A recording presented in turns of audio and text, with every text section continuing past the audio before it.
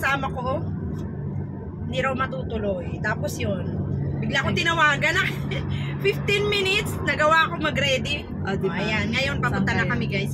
Ginawa ko, nagbaon ako ng kape. Ano pa yung binaon natin? May tinapay din ako guys. Diba? Ready yan. Tapos may dalawa kaming saging. Biglaan po yan, biglaan.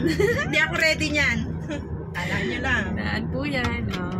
Ano pwede, kaya ngayon? Pwede magutom kahit gagala ka. Kailangan ng Girl Scout, diba? Dapat laging ready, on the go. Ganon, guys. Ayan guys medyo nakalong sleeve lang tayo at hindi tayo nakapamalansya. Itong damit ko hindi na siya nagusutin. Kaya ayan. Sexy yan. Sexy yarn. Diba? See you tayo mamaya doon sa aming venue.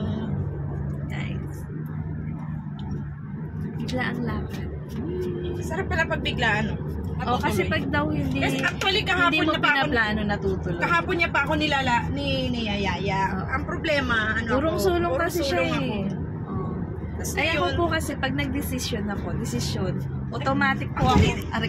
Nagising ako 8 AM dito. So 9 AM sa Pinas yun. Ang gulo na ko. Siyempre pag nagising ako, anong inuuna ko? Cellphone. YT.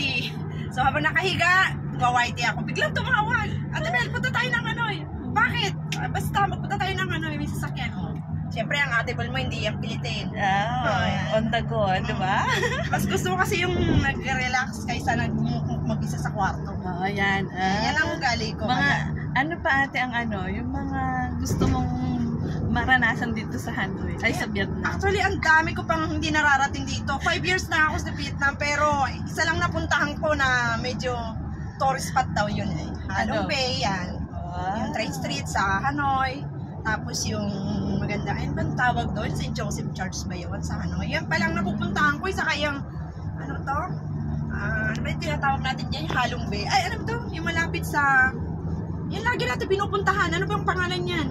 One Kim Lake? One Kim Lake? Lagi tayo dyan. Tapos Night Street.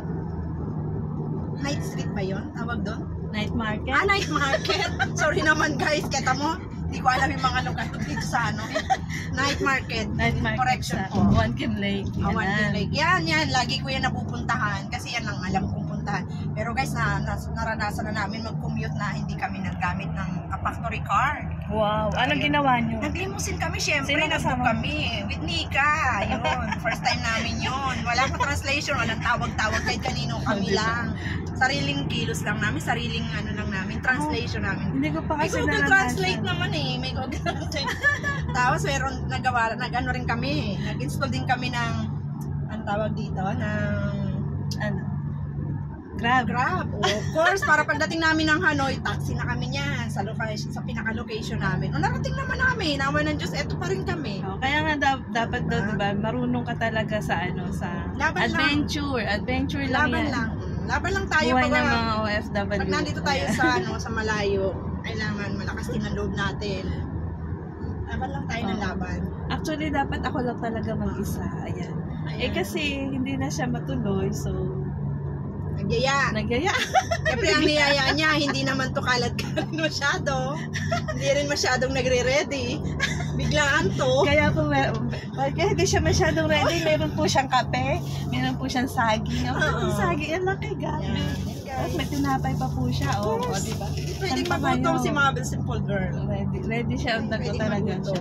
Girl Scout na Girl Scout ang datingan. Ayan. Basta sa mga galaan talaga yan. Gala-gala lang, no? hindi talaga ako yung taong okay lang nasa kwarto. Basta gala, ibig sabihin gala po siya. Hindi, mas okay ako yung pagka day off ba. Uy, day off tayo kasi pag trabaho eh. Pag day off, tara. Saan pwedeng unwind. Sabi, unwind.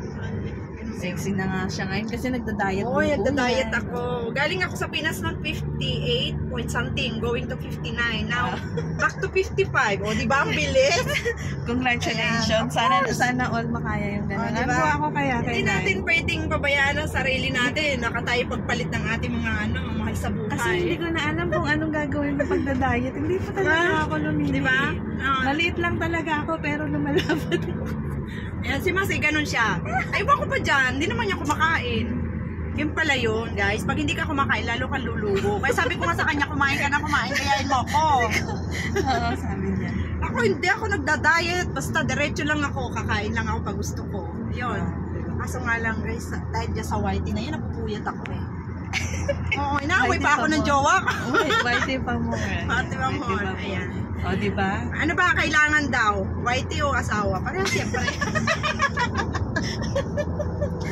Pili kayo. Mamimili to. Sabi mamili ka. Ano, whitey o asawa? Siyempre, pareho. Wala akong pipiliin. O, diba? Pareho sila. Parehas sila. Sabi, Ano sila? pinapili siya, anong gusto mo? Ako o yung whitey? Kayo, parehas. Parehas kayo. O, diba? Wala O, kayo siyang magawa. ba? Wala Ano siyang bang magawa. pipiliin Kaya mo? every time na nagwa-whitey, away na lang. Okay lang yan. Oo nga. Basta kakanta lang ako, di ba, Se? Paggabi nga, inabot kami ng club. Kakanta lang ako. Kahit wala kaming audience, kakanta pa rin kami. Kanta kami, kanta. Ayun. Mga 2 hours lang Yung kami. mga okay audience na namin, mga tulog, gano'n. yun.